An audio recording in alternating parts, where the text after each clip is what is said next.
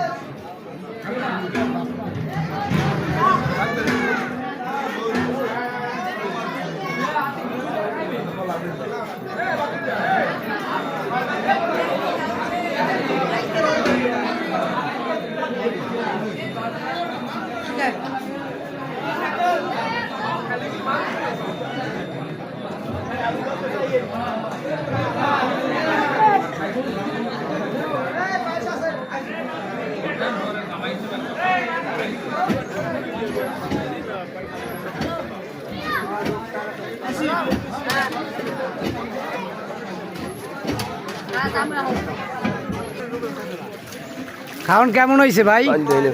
খুব ভালো, চমৎকার হয়েছে খাওন। হ্যাঁ অনেক ভালো। প্রতি বছরই চলে এবার হ্যাঁ খাওন, প্রতি বছরই চলে ইনশাল্লাহ।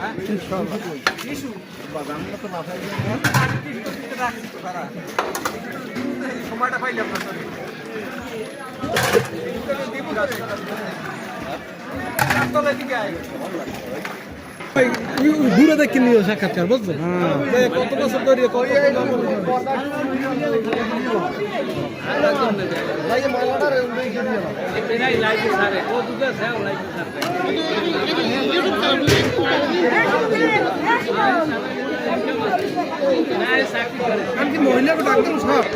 শুরু করেন। আসসালামু আলাইকুম। এইটা ঈদ আমাদের মানে 200 বছরের ঐতিহ্য। আমার বাপ দাদা তালই সবাই এইভাবে খানা খাওয়াই আসছে। যে যেখান থেকে আসুক সেই ভাত খাবে, খাওয়া দাওয়া করিয়ে চলে যাবে।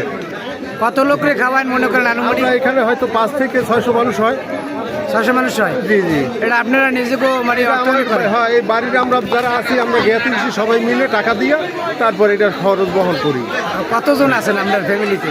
মানে এই বাড়িটা তো বড় বাড়ি। এই বাড়িটা আমাদের হয়তো 100 মানুষ আছে, সব মিলেই 100 আছে।